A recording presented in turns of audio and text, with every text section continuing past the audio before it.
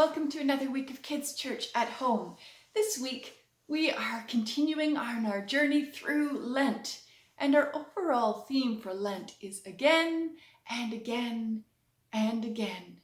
Remembering that as much as we try to follow God's word and God's lessons and what God wishes for us, sometimes we get distracted and we forget. And so again and again and again, we come back to our practices and our lessons and the wisdom that we've learned. And no matter how many times we get distracted and we forget, God is always inviting us to return again and again. So today we are going to hear a story that we've heard before about Abram and Sarai. And we're going to return to a practice that we tried before around listening. But that's okay that we're doing it again and again, because we get distracted, we forget, we stop doing things. And so we return, and God meets us there every time we come back. Our shout out this week goes to Molly and to Lucy and to Aiden. Thanks so much for participating and being part of this community through our videos. And so let's get back into that story of Abram and Sarai. I wonder, are there any parts of the story that you remember you've heard before? Let's see which parts are familiar to you and which parts are new.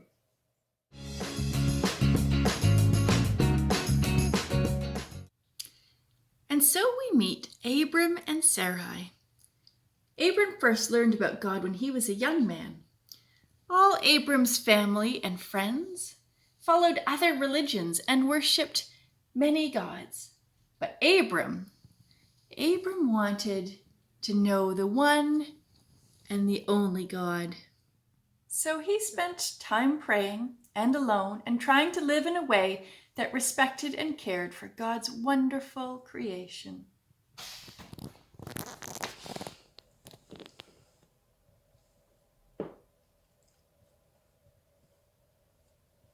Throughout Abram's long life, God spoke over and over to him.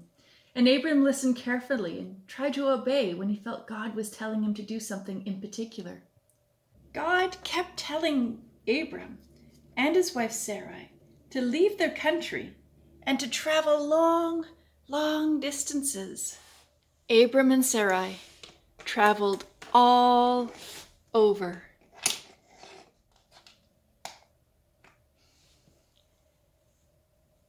Each time they settled, they heard God calling them somewhere else, and then somewhere else, until finally they came to settle in the Hebron Valley, where they lived by God's word. I wonder if they ever argued about moving again. I wonder how easy it was to listen to God's word and to uproot themselves. I wonder if they ever hesitated and had to listen more than once before they decided to move again. Now, when Abram and Sarai were very old and living near Hebron, God spoke again about a new beginning.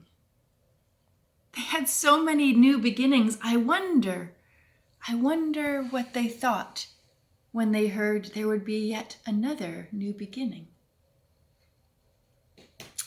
But they loved God so much that they listened and they accepted the promise God surprised them with this time.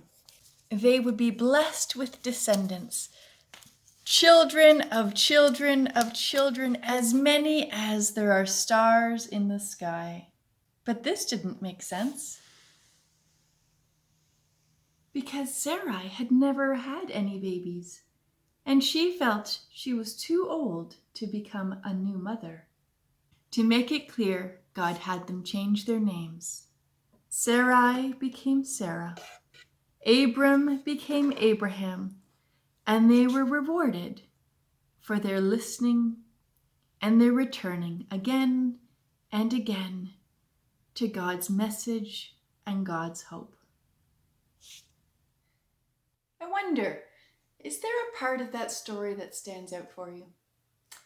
I wonder what it was like for Abram and Sarai to keep moving from place to place to place, never knowing quite when God might call them again to a new place. I wonder what it was like for them to wonder what would the outcome of listening to God be. Isn't it interesting that they followed without knowing whether there would be a reward for it, just trusting it was the right thing to do, and that at the end, God would be there with them in their hopes and their dreams. I wonder, do you ever struggle to listen and to do what is being asked without questioning why or wanting to know why you have to do that right now? It's challenging. I imagine it wasn't always easy every day for Abram and Sarai to listen to God. But over and over again, when they were ready to listen, they responded, and God was there, and God invited them over and over again. So we don't know if Abram and Sarai listened the first time God asked them to follow. But we do know that they listened at some point, and they continued to follow, and God was there when they were ready.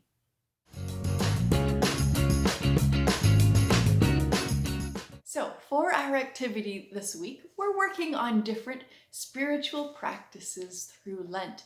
A spiritual practice is something that we can do to help us connect with God in that moment. And so we're going to revisit a spiritual practice of listening for God. We're going to try it as a game though this time. So you're going to need a hat and mitts and boots and get ready to go outside at the end of this. But for now, you're going to come outside with me on a walk, and we're going to do a scavenger hunt. We're looking for 3 different sounds. We're looking for the sounds of God as creator. So nature sounds. What kind of sounds can we find made by nature? We're looking for sounds of God in people. So we're going to listen for what sounds can we hear that are made by the people around us. And the third thing we're listening for, we're going to listen for God as the Spirit within us. So we're going to listen for what sounds do we make when we're outside on our walk. Let's see how many things we can find in each of those 3 categories. God in the nature around us, God in the people around us, and God within us. Come, let's go have an adventure. So, I've come out on our adventure. I'm out for a walk in the fields around my house, and the first things I can hear, we're very quiet. There are lots of little birds in the bushes nearby. You might also hear some wind. There's a human sound of somebody hammering. As I start to walk, I can hear myself. I hear my footprints or my footsteps crunching in the snow. I hear myself talking too. I wonder as we go around what other sounds we'll pick up. Well, I've been walking for a bit now, and I can hear the arms of my coat rubbing on each other. I can also begin to hear myself breathing, because as we walk in the cold, that brisk air, I can hear myself breathing as we go. Let's see what... I hear some trucks in the background. There's a road not too far away.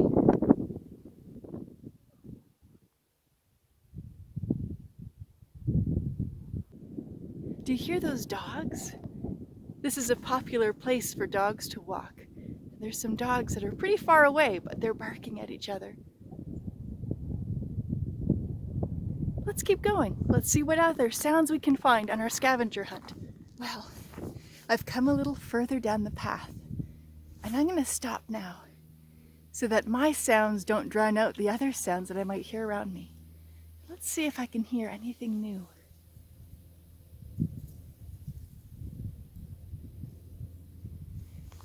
I hear an airplane up in the sky.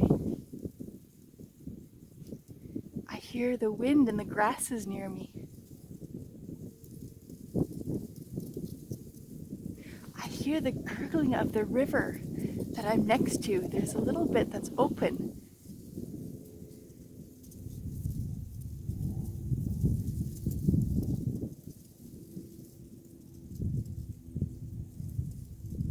I hear some bigger birds that are down the river somewhere.